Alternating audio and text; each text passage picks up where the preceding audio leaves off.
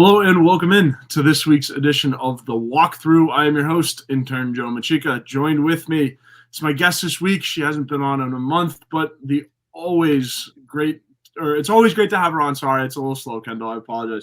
But always great to have her on. The multi-talented. She works with ESPN, ESPN Plus, GamecockCentral, On 3, the Charlotte Checkers, the Charlotte Knights. Am I getting them all there?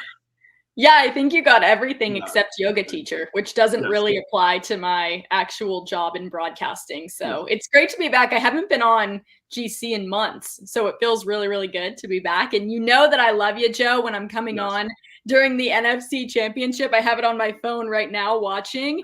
I'm a big Detroit Lions fan right now, not because I don't like San Francisco, and I know that's not going to be music to Gamecock fans' ears because obviously Deebo Samuel and the whole storyline there, but I'm a huge Dan Campbell fan. So I'm all in on the Lions right now and excited to be here with you.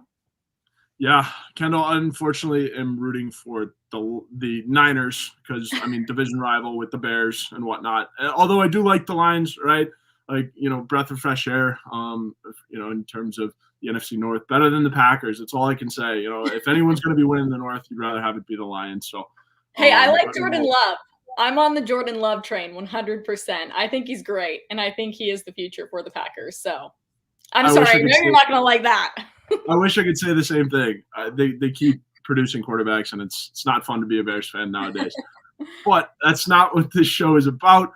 This show is obviously South Carolina focused. So, Kendall, obviously the big topic right now and has been at South Carolina, football. We are in the midst of the portal. We'll do a quick football refresh, and then obviously hoops is going on too. The Fighting Quarter Zips doing really, really well, and Dawn Squad also making news. We'll get to that as well. But we'll start with football, Kendall.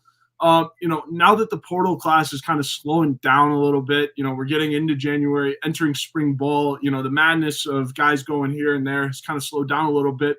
But my first question for you is, who has been the biggest name to you that South Carolina has brought in so far in the portal?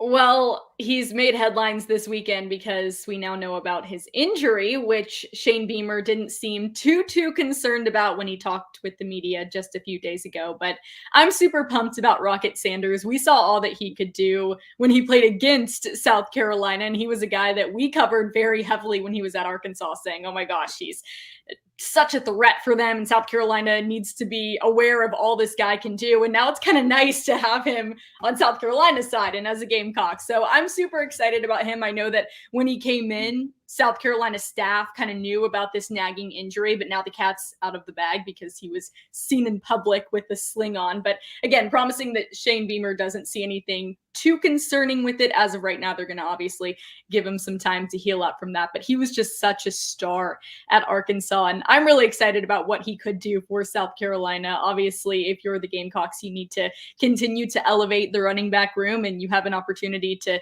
do that even more now because you have a new coach, and it's very exciting times for South Carolina's entire team, but specifically that position group. So pumped about what he could potentially bring. He's obviously a huge name that South Carolina added from the portal, and he was one of those examples of the portal giveth. South Carolina had it taketh quite a bit this past few months, but it's good to see South Carolina pick up in that area, and I'm excited about him. Yeah, most definitely. We're going to get to the coaching changes as well, but it is a fully restocked and fully refreshed running back room as well. You changed running back coaches, but yeah, I agree. I think Rocket Sanders is going to be good. And then you're bringing in a guy like Oscar Attaway from North Texas to kind of play alongside him. Attaway has very, very big play potential. Obviously Kendall, I also think Rocket is the biggest name or the biggest threat that they brought in, but I think Attaway is a nice 1-2 punch to go along with Rocket Sanders. He's a really, really, really high ceiling guy. And out of all the guys that they brought in terms of just guys that, they like and that could go off and, make a name for themselves, I think Attaway is kind of the guy, right? You look at a guy like Brady Hunt. Brady Hunt's established himself. He had a really good game against Tennessee when he was at Ball State. A lot of these guys that they're bringing in have established themselves. But I think Oscar Attaway in the running back room is somebody to watch out for because you can't give Rocket the ball every single carry, right? As much as you'd want to, you're going to need an extra back in this running back room. And I think Attaway is going to be a big name to watch. Kendall, my next question, obviously they did bring in a big freshman class. A lot of big names in that freshman class as well. I'm going to open the floor. What freshmen do you like the most coming in, and which one do you think can make an impact right away? Well, I got to shout out all of my new guys on the offensive line for South Carolina. We know what South Carolina did in terms of recruiting their offensive line. Very impressive stuff. And I'm so excited about all of those guys. And I think they'll make an impact early. Like we saw last year what South Carolina's freshmen were able to do from an offensive line standpoint. You're getting them in early, you're getting them in young, they're getting those reps, they're getting that exposure. And I think the same thing will happen this year with several of those guys that South Carolina is bringing in. Cam Pringle, Josiah Thompson, you name it. Those two really excite me. So I'm pumped about them and looking forward to seeing what kind of impact they can make. And I think it will be an early on impact. But obviously, you and I are both partial to another name that South Carolina brought in. It seems like it's been a guy that we've talked about for years because he was the first person to commit in this class of 2024, and it's Dante Reno. I mean, just South Carolina's biggest fan, it seems like, for those few years after he committed, and he was getting everyone else to hop on board with him. So excited about what he's going to bring to the program. South Carolina's quarterback room is an interesting one. I know there's been quite a few articles on GamecockCentral.com talking about it and kind of going more in depth about what South Carolina's situation there looks like. So definitely, shameless plug, take a look at those.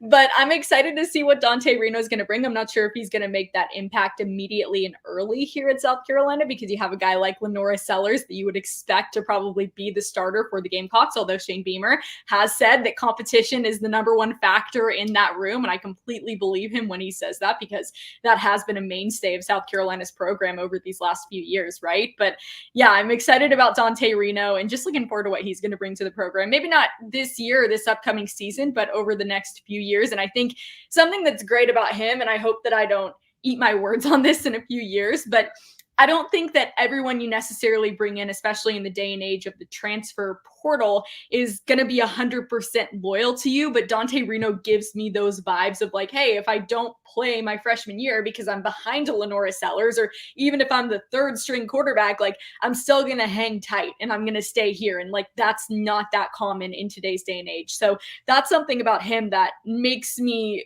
confident in bringing in a guy like that, because I do think that he wants to be here, and that's huge if you're South Carolina.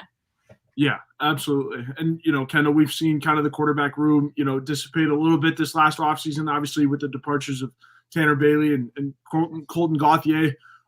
So I think Dante's a very big piece, right? I think, his commitment to South Carolina is huge.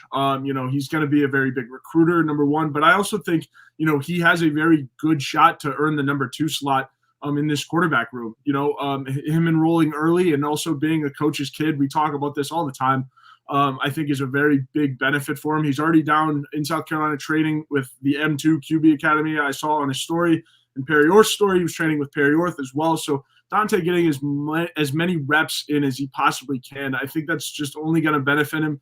And then also, too, you're coming up behind a guy like Lenore Sellers, who's also really young, so you kind of develop alongside him, and then also you're ready, right? You're going to get more reps because Lenore is so young as well. So I think, Dante's in a really good position. And that quarterback room is ready to go, right? They're ready to compete in spring ball because it is an open competition, right? Obviously, Lenore Sellers is the favorite going in, but it is still an open competition. So, every guy will get a rep with the ones, and then it'll slowly, evolve into, how the coaches see fit in that quarterback room. But yeah, Kendall, I agree. I think, as talked about as Dante is, I think, it is deserved. Certainly, he's going to make an impact at this university one way or another, whether that be on the field, off the field. We know Dante is special to this program, so that's big. So Kendall, moving on a little bit. So we've had some coach departures from South Carolina. Obviously Pete Lembo and Jody Wright going to take head coaching jobs, and then obviously Montario Hardesty not with the program as well. Kendall, first off, I mean, what is South Carolina missing in Jody Wright and Pete Lembo? It makes me so sad that those two left, but I think it's a testament to South Carolina as a program. Like, you don't want your coordinators and your position coaches to leave, but at the same time, when they do leave for head coaching jobs, you're like, well, that's because they did a really good job here and people wouldn't hire them if they didn't. So I want to give a huge congratulations to both of them. I was able to work alongside of the program for several years, and those two were always two of my favorite coaches on staff to be around. Just fantastic guys, so kind, so generous, like always took the extra minute to go out of their way and be like, hey, like, how are you today? How's school? Because when I knew them, I was obviously still a student at South Carolina. So asking me about school or the job search or how things were going with work. So I really appreciate both of them. Jody Wright was like the smiliest person ever to be around in that program, which I loved. And then Pete Lembo, obviously just a mastermind when it comes to special teams. I think that's something that you're definitely going to miss if you're South Carolina. I think his replacement is still really, really good, and we'll get into talking about that a little bit later. But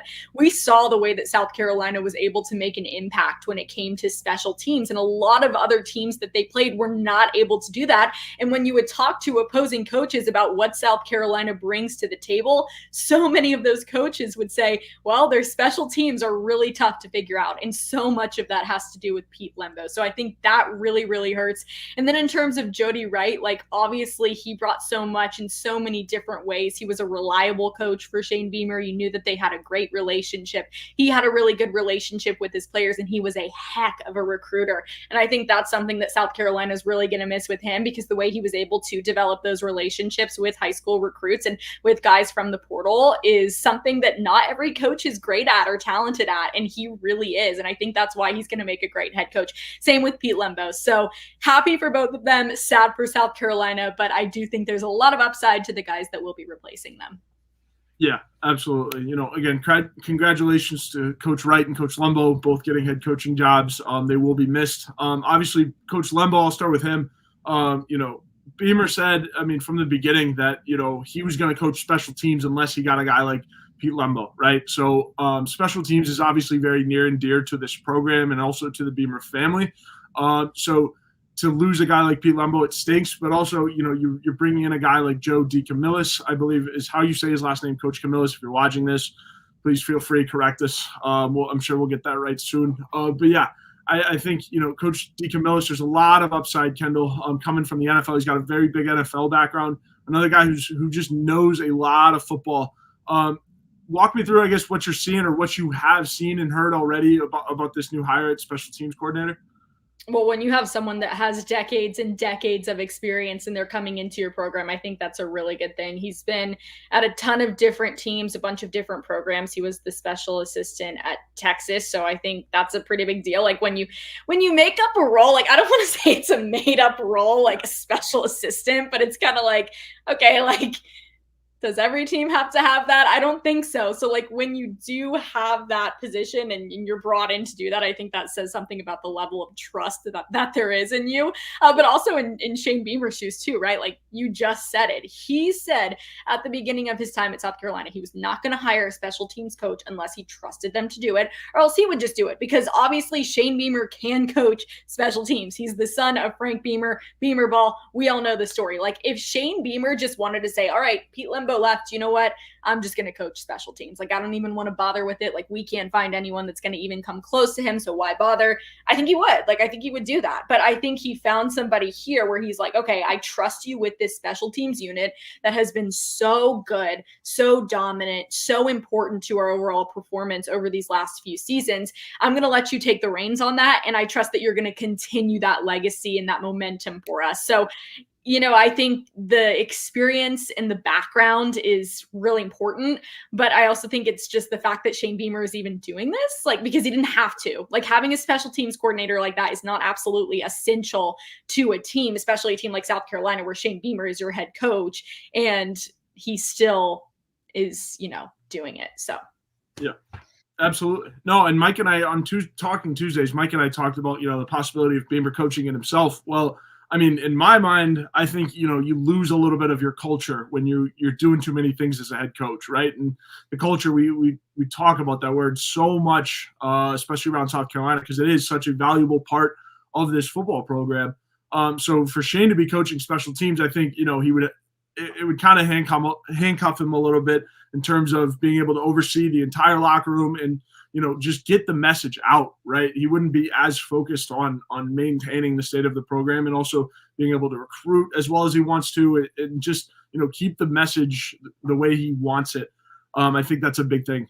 So Joey D, welcome to the staff. Excited Joey to D. know him.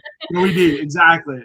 That's Shout out great. to Mike Uva. Mike Uva started calling him Joey D when I first called him to talk to him about the hire. So, excited to have him in Columbia and excited to get to know him as well through pressers. Kendall, 2 more additions to the staff. James Coley, the bigger addition or the more notable addition to the staff, recently at Texas A&M, as well as the running backs coach Marquell Blackwell as well. He was at Texas A&M.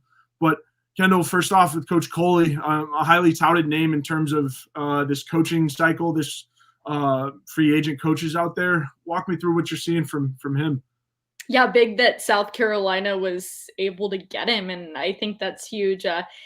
He's coming in to coach wide receivers, which is a room that was in very good hands with Justin Stepp, but he's taken another role. So I think, it speaks a lot to him as well. Like Shane Beamer has enough confidence in him to come in and take over that room. And it is a big get if you're South Carolina, and obviously a big name. And I think that'll go very well for the Gamecocks when it comes to recruiting. So all good things about him, and I'm excited for what he'll be able to do.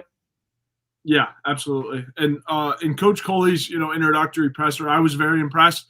He just seems like a football guy, right? Very cool, has his wits about him. Very, very, players focused coach as well, but not afraid to snap on you. I would be very afraid to, drop an open ball in that wide receiver room. I feel like Coach Coley will give it to you. But I think he'll be good. And then also Coach Stepp moving to tight ends. Beamer talked about this in his presser as well. He had to make the move early on in his career. And I think, to get Coach Coley, you had to get him into coach wide receivers. So it'll be an adjustment certainly for Coach Stepp, but he also has some talent in the room. I already brought up Brady Hunt. You have Joshua Simon returning as well. So 2 big names in your tight end room. And, it'll be a challenge for Stepp for sure. But, you still need him on staff because of how great a recruiter he is. Plain and simple, he's a really, really, really darn good recruiter. Has a lot of connections in his home state of Florida. So to keep him on staff, regardless if he's the wide receivers coach or the tight ends coach, I think it's huge. And shout out to Coach Stepp for, adjusting to the role change and, sticking with it, right? So that's a big deal. And then obviously you do add a guy like Marquell Blackwell to the running back room. Coach Beamer talked about, just accountability in the running back room. And he thinks Coach Blackwell can, bring that experience to the room. He was a head coach before. Blackwell was also at Texas A&M with Coley. Kendall, I guess the last addition to the coaching staff that we have here, but Marquell Blackwell is a guy that they've added. Yeah, I liked what he said in his presser. He was like, yeah, like I'm focusing on a position group, but I just want to be like an overall ball coach. And I appreciate that because I think that we do get wrapped up so often in like these position group coaches and like that's their focus and that's where they are. And like I completely understand that because yes, they are there for a reason to coach a certain position group. But I think it's promising that he said that because he's not only just focused on the running back room, but he kind of, in my view, like him saying that was like, I'm cerebrally kind of like overseeing everything. Yeah. Like I have kind of a pulse on how everything is going, not only with the team, but like when you're looking at it, when you're scouting teams that you're going to be playing, like it seems like he has a really good pulse on all that. So I thought that was great. I really enjoyed his presser and I think he's another good add. Like all 3 of these new coaches have impressed me so far. They obviously have good experience, good background, and they've been good pickups for South Carolina. Now we're just going to have to see, right? Like we love to do this. It's talking season. So we love to talk about it. We love to chat it up. You already know, like being a reporter, like I want to talk about it. But when the rubber meets the road and the season comes around, like that's when they're ultimately going to be tested. Also, when the portal opens back up again and when you have open periods in terms of high school recruiting and whatnot, like that is where you're also going to be tested here because you are following up guys that did do a good job recruiting and had really good relationships with a lot of these players that South Carolina was trying to bring in. So they passed the test in their first week in doing their press conferences, but ultimately they're going to have to put their money where their mouth is or else they won't be there very long. But I do wish them the Absolutely. very best, and I hope they are there for a long time and do a great job. Yeah, absolutely. No, Kendall, you're right. I mean, it is talking season, and the only thing that we can grade these coaches on right now is how they are with the media and how they've done in recruiting so far. It was the same spot we were at with Dowell Loggins last year, right? As soon as he got hired, everyone's like, "All right, is he good? Is he good? Is he not good?" Everyone trying to rush to judgment. It's like, well, pump the brakes. We haven't seen him call plays yet, but so far so good. Like, wait, we think it's going to be good, but we just have to wait and see. So I think so far so good with all of these coaches. And again, I also liked your point about the buy-in factor. All of these coaches have experience, calling plays on the offensive end. And so, Dowell Loggins is obviously, calling plays, but he's going to need input, right? And I think, having guys who have called plays before know what to do in different situations is just going to help Dowell out even more so, right? Because you don't want to be in situations where your OC kind of feels stuck. You have other voices and other viewpoints, different eyes that kind of know what goes behind calling plays, especially in a league like the SEC. So I think what do they say? It's like you never want to be the smartest person in a room. Yep. I think when it comes to coaching, like you always want to have people around you that you feel are smarter than you, like in different situations. Yep. So I think that's a huge plus for South Carolina. It's like you have a bunch of really strong offensive minds here that are coaching different position groups or acting as your coordinator, and you get to all work together to create something great. So I think that'll be good. Yeah, absolutely. Absolutely. One more coaching note to kind of get to, or last football note. Kendall, Sterling Lucas got a big raise. He's really, really a big piece to this coaching staff. Yes, absolutely. I've gotten to know Coach Lucas over the summers. He's a fantastic human. And I've made sure to bring it up on Mike's show. I wanted to bring it up here. Nobody more deserved of that raise. He's from Orangeburg. He's at home currently, just had a baby, and he's been killing it in the recruiting trail. So I think it's huge. And he also just got a fully restocked defensive line room as well. Boogie Huntley and Tonka Hemingway got some help. So I think that's huge. And then you also have Coach Travion Robertson to help him out with the defensive line. Those two are like the Bash brothers, Kendall, but Coach Lucas, a very well-deserved raise. Yeah, I'm so happy for him. Congratulations. He deserves every penny of it. He has worked hard. He is dedicated, and he has put his money where his mouth is. Like I just was saying about the other coaches, like he has stepped up to the plate. Like he's done what he's needed to do. And you have to do that, right? Like in today's day and age of college football, you got to pay up, whether that's for coaches, whether that's for players at this point. Like you have to pay to keep good people on your staff. And I think to show the appreciation for what he's done and what he's brought to the table for South Carolina, it's a very deserving raise. So very happy for him, and congratulations, Coach Lucas. Yeah, absolutely. Kendall, you said it best. Very, very, very well deserving. So congratulations to Coach Lucas. And hopefully Shane can keep him home. He alluded to, NFL teams coming knocking. But again, I think Coach Lucas, all signs point to, him staying home for at least another year, right? You can knock on wood. Hopefully they keep him home for another hiring cycle. But we will see. We will see. Kendall, that's pretty much all the football stuff. Anything else big happening, around South Carolina athletics? I think the basketball team's like decent. Yeah, like they're having an okay season. The men's team, the women's team, like okay, basketball season for both. They might be a basketball school. Like in reality, it's crazy. The men's team doing obviously really well with a very big win over Kentucky, and then following it up with a win over Missouri. Kendall, we'll start with the men's team. Kentucky, can I just say, okay, my parents went to Indiana, so I have always been raised to be a non-Kentucky fan. Like growing up, it was always like, you will not be a fan of Kentucky and you will not be a fan of Ohio State, and you will never go to either school. Like we will not help you out with college if you go to Ohio State or Kentucky. So I grew up my whole life being told to be anti-Kentucky. So South Carolina winning in that way against a ranked team like that and like rushing the court, any team that would have been so exciting. But for me personally, having it be against Kentucky, it was giving me flashbacks of when IU beat Kentucky on a buzzer beater, the watch shot in 2011, and they rushed the court at Assembly Hall. I was like, oh my gosh, like this is the closest thing I've ever felt to that excitement. So anyways, that's all I have to say on that. Very, very big win against Kentucky this past week. I guess the atmosphere was fantastic the students have done a really good job about packing that place, and fans alike, on packing that place on a school night. It's really hard to get there and make it a loud atmosphere on Tuesdays. So shout out to everyone who made it out. And then, yeah, obviously with the basketball team, Michi Johnson is, he's the leader that you want and need on this team. He believed in the system. He bought into Lamont's Paris system as soon as he got here. They had an up and down year last year. You weren't sure of what, the program was going to look like. And then obviously Michi, had his NBA summer and then came back, right? Wanted to build something. They got Talon Cooper, Miles Studi, and the transfer portal, BJ Mack as well. Just the pieces that you need, right, Kendall, to build up the rest of this basketball team. There was a shell of it.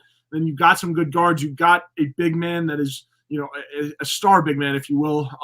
Somebody to go give you, 20, 30 minutes a game and just eat up minutes in the post. But Kendall, Michi, and BJ seem to be, a dynamic duo here for this men's team. What are you seeing out of the pair? I mean, they're great. You can tell the chemistry is there. You can tell they have a great relationship. They have stepped up to the plate in every way possible for South Carolina this year. And I think a lot of that has to do with the fact that they have the same mission. Like last year, there was a lot of drama. There was a lot of stuff to deal with. The mission this year, you can tell it's very evident for this team, is to win. And that's what it's about. I think that if there was a game where BJ Mack scored 30 points and Michi had 2, he would be like, okay, we won. If South Carolina wins, that's what it's about for them, right? The individual stats are nice, but you can tell it's more about the team as a whole this year. And I think that has been the change that has really helped South Carolina to be as successful as they've been this year. So yeah, you have those two leading the pack, and they're setting an incredible example for the rest of the team that's following suit, and it's making everyone else look so much better. So I'm really proud of the whole team. I'm so happy for Coach Paris. He has been awesome. I shared this tweet the other day on my account, or X, whatever it's called. I'm going to say it. I shared the tweet. You do this every time it comes up. The other day on my account, and I had met Lamont Paris at Birdies for Beamer in 2022. And we saw each other 2 days later at a sushi restaurant in Columbia. And I was with my roommates, and he saw me and he recognized me. We briefly met at Birdies for Beamer. It wasn't a long conversation. It was just a short meeting. Came over to my table and took the time to talk with me for 5-10 minutes. And we just had a really great conversation. And I was like, okay, he's legit. He has that it factor of caring, the same way that Shane Beamer is, right? I've always spoken so highly of Shane Beamer because it hasn't just been a hello, goodbye, or I don't care that you exist. It's always been a genuineness with him that I think Lamont Paris has the same thing going for him. Dawn Staley has the same thing going for her, etc.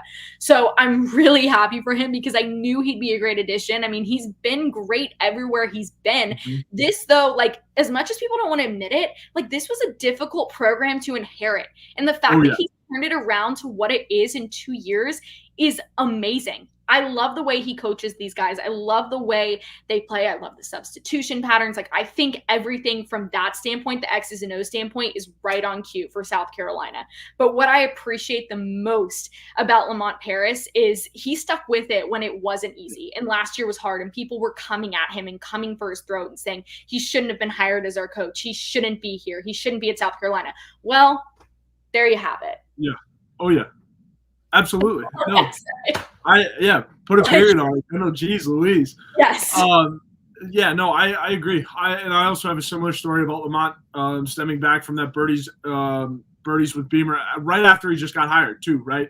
I think I parked next to him or something like that. And then afterwards, he's like, hi, Coach Paris. I'm like, yeah, I know, nice to meet you. We know you, but he's so unassuming in that way. I love it. I love absolutely. It. Yeah, and then, I've got a class in the Coliseum, and so I always see him going out for his afternoon walk, dapping up the security guard. He's just a very genuine person.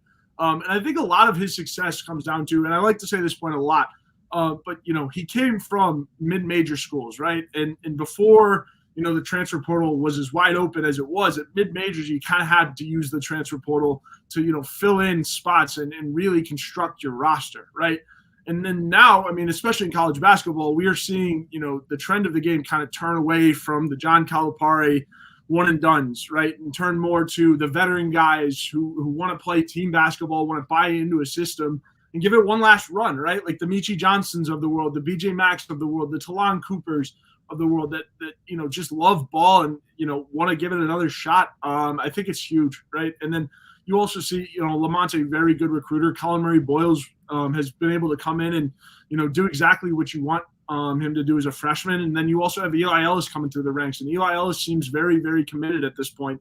And he's going to keep ripping up OTE. He's only a 2025, so he's still got time. Obviously, his class, or the 2024 class, is signed already, so he's next up. But I think that's another big one. And Lamont has been recruiting players that play specifically to the role, right? You look at Michi's game; he likes to shoot the three, offensive style point guard. And well, then you look at Eli Ellis, right? Who does that remind you of? Offensive style point guard, likes to shoot the rock, can also run in transition. So I think Lamont's got it all going for him at the moment.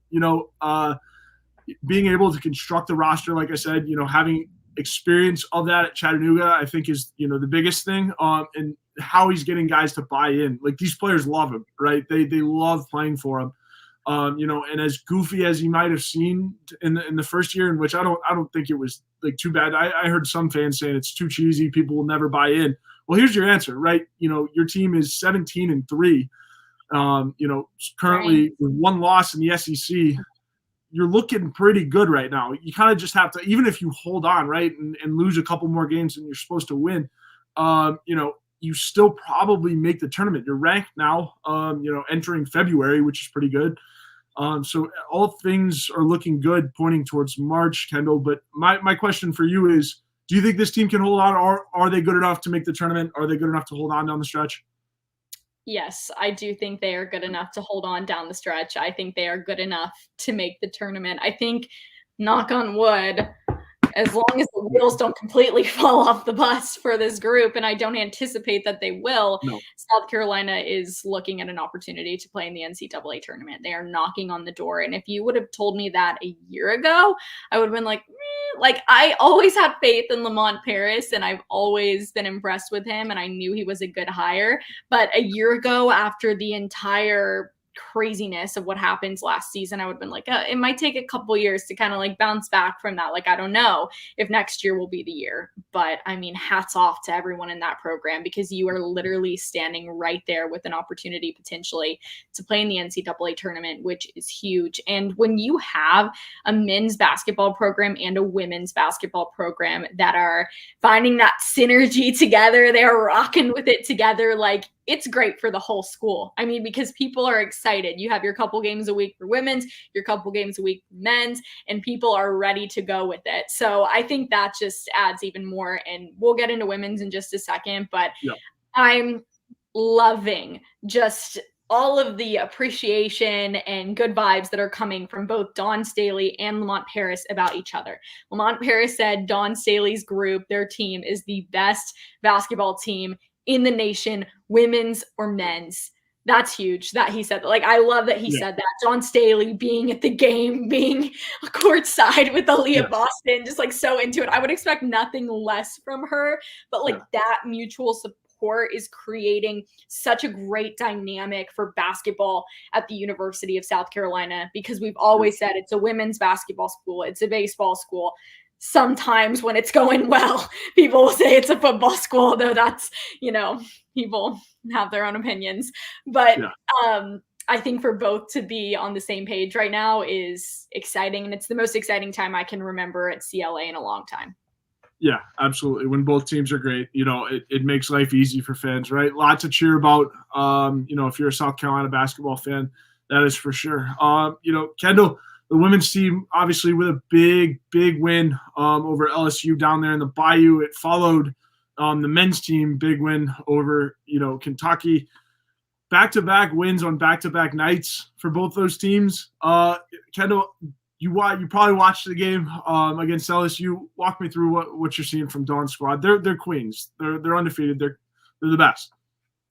It's not surprising. Like, I had people asking me the next day, like, oh, like, are you surprised? Or, wow, like, great game from South Carolina last night against LSU. And I'm like, it's like just another day for us. Like, great. Like, I'm so, like, I was, like, don't get me wrong. I'm not, like, understating how important that win was or how great they played or how huge that is for South Carolina. But I'm sitting there like, Yeah, like what is Ariana Grande's new song? Like, yes, and like Yeah. we expect nothing less here. Like that's just how they are. I mean, Dawn makes her adjustments, South Carolina does their thing. Like that's just how it is, and that's the expectation that's been set. But it's not surprising. That's what I love about Dawn Staley. When the heat is on, she's there. Like I always say the quote, if you can't handle the heat, get out of the kitchen. Dawn Staley is the executive chef, baby. Like it does not matter. Like she is there, she is in it, and she is going to make sure that her team has whatever they need to come out on top. So I was not surprised. A great win for South Carolina. To do it at LSU is huge. Also, just for women's basketball in general, like tickets there, some of them were like being sold at one point for over $3,000. Like, are you kidding me? You can go to a Taylor Swift concert for less than that. And you know, Taylor Swift's ticket was like one of the hottest tickets to get this entire summer. So yeah, it's big. It's huge. This group is awesome. And I appreciate the way they've responded, right? You have last year, you have such a great team. Aaliyah Boston, Zaya Cook, you name it. They have stepped up. Raven Johnson, I could go into an entire podcast about her. The way she has just come out to play after Caitlin Clark disrespected her last year. She has come back and been great, especially from beyond the arc. And then, of course, you have Camila Cardoso, who has just been amazing to watch as she has grown into her role and really developed into a leader and a center point of this team. So incredibly proud of them. So excited for the women's basketball program. But I'm not surprised because it's South Carolina women's basketball. So you know that they're always going to come out to play and they're not going to leave anything on the table. Yeah, absolutely. No, I mean, they're going to do it in style. You know, Dawn saying, you know, they were calling me boo. It was perfect, right? That was so perfect. And the sweatshirt today. Yes. The sweatshirt was, I love this woman. That's how you do it, right? That's not obnoxious. That's not, you know, that's not very, you know, like, oh, look at me. That was very, you know, she was on one with the puns because when she was talking about the men's basketball team, in the court storming, she said Ray felt very out of pocket. So she was on a roll with the puns all week.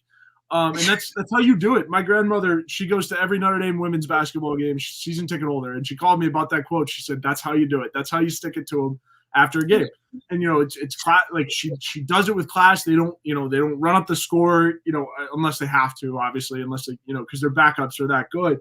But I mean, they do it. They don't make a lot of headlines. I think that's the biggest thing, right? Dawn, I mean, they just show up and hoop, right? They trust the system, and you know, it's simple. There's no back and forth. They trust that Dawn is going to lead them in the right direction, and they also want to make each other better, right? Because they all know, you know, they're the best players in the country.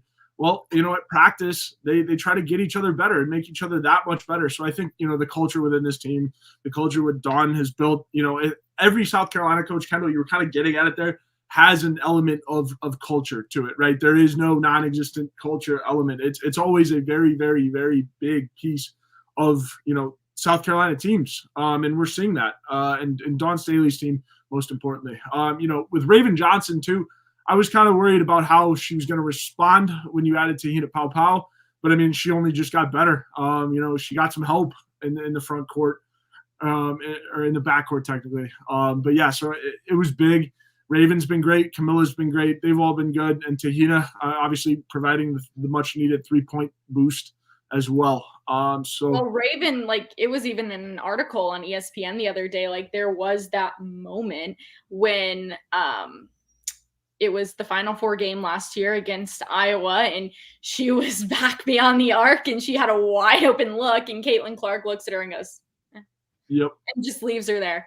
And she was like, that was like a really upsetting moment for her. And like, it took a lot of work with like Dawn Staley and like group of other people that are in her circle to kind of get her back from that, because that's a moment where you feel super disrespected. And like, good on her and all credit to her for coming out this year. And her percentage from beyond the arc is great. She's been really, really, really good. And I think that's awesome. So it's like, yeah, like, okay, you can give me this, but like, I'm going to come back this year and I'm going to show you that you probably shouldn't have done that. Yeah, absolutely. No, Raven's been a boss. And, you know, I've gotten a chance to play some basketball and watch her, but she was warming up on the floor before us after surgery. And I mean, she was just hitting everything. It's crazy. These girls are on a different level. They're so much better than, you know, any of us could ever be at basketball. So it's a very, very big thing. I'm 5'2". That was out for me a long time ago. Yeah. Yeah, I mean, absolutely. not to mention, I wouldn't even have the athleticism necessary to be even competitive if I was tall, but I'm not tall. So Yeah. I look at them and I'm like, I'm living vicariously through you right now because Yes. this could literally never be me. You guys are so incredible. Yeah. Yeah. I mean, I would not like to guard Malaysia full Wiley. That does not sound fun at all. Like 30 minutes of that, like getting, I mean, she can do anything. She can step back. She can hit the three. She can, drive, hit it in transition. She can finish at the rim. Like it's ridiculous. This team is so good.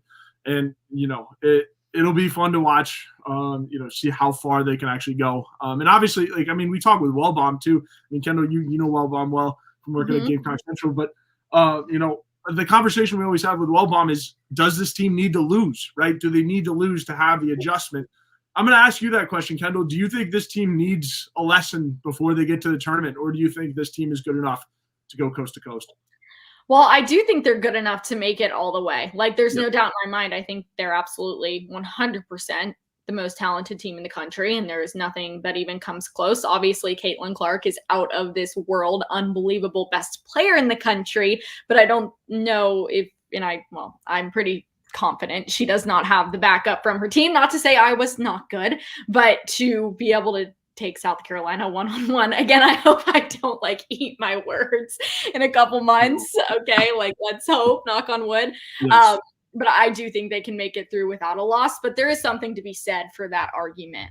There is something to be said about, getting upset and having that happen during the regular season and kind of resetting and readjusting and having to check out where you are. But it is hard because you don't want that to happen. If it does happen, I think it would be a learning lesson for South Carolina. It would not take them off the track. It would keep them moving forward for sure. But I think they are so good enough, 100%. They have the mental approach to do this without losing a game.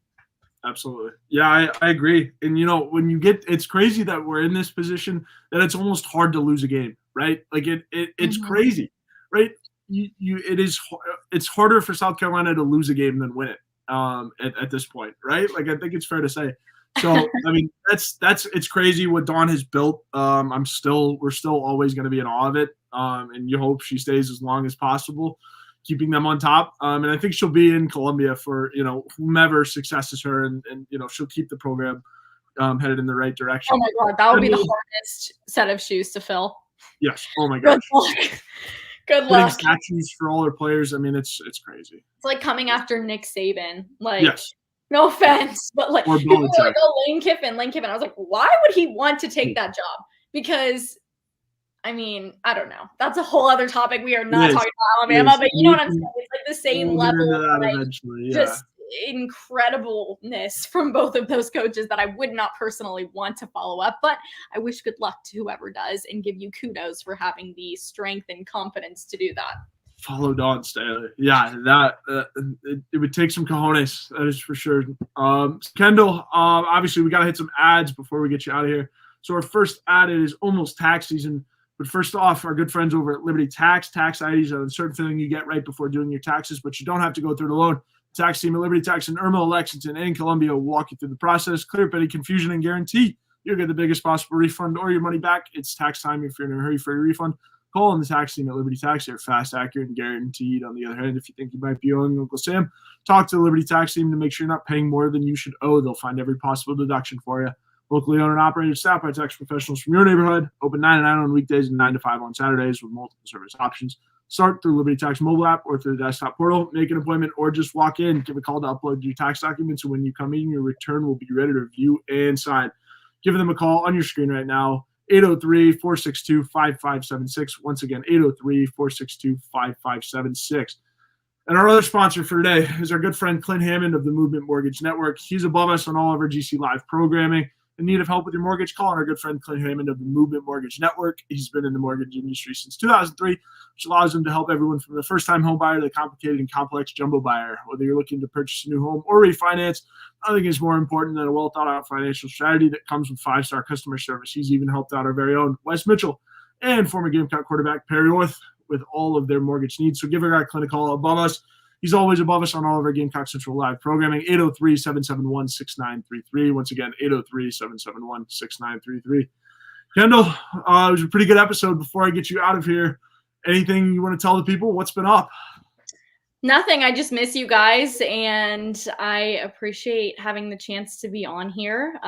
Life is crazy and it's busy, and I miss my GC fam a lot. And I'm sorry that I haven't been around these last few months, but it's always great to be back on here and to catch up with you guys and see what's going on, and obviously keep up with everybody through X. And I will just continue to rock and roll down here. And if you're in Charlotte, give me a holler. I'm excited because South Carolina baseball does play at Truist Field here in a couple months, so that'll be good, and I'm hoping to make it up for a basketball game in February. Fingers crossed. Absolutely. Well, Kendall, it's always a pleasure having you on my show. Thank you again for coming on. That will do it for this week's edition of the walkthrough. Thank you guys for joining us through the NFC Championship game. I know it's kind of a weird spot with the football still going on. Lions on top right now. Yep. We'll have to see what I'm going to do with Super Bowl Sunday. Maybe we'll go to Super Bowl Monday when everyone's taking off work. We'll figure it out. But join Mike, you and I on Tuesday. And thank you guys. Have a great rest of your week.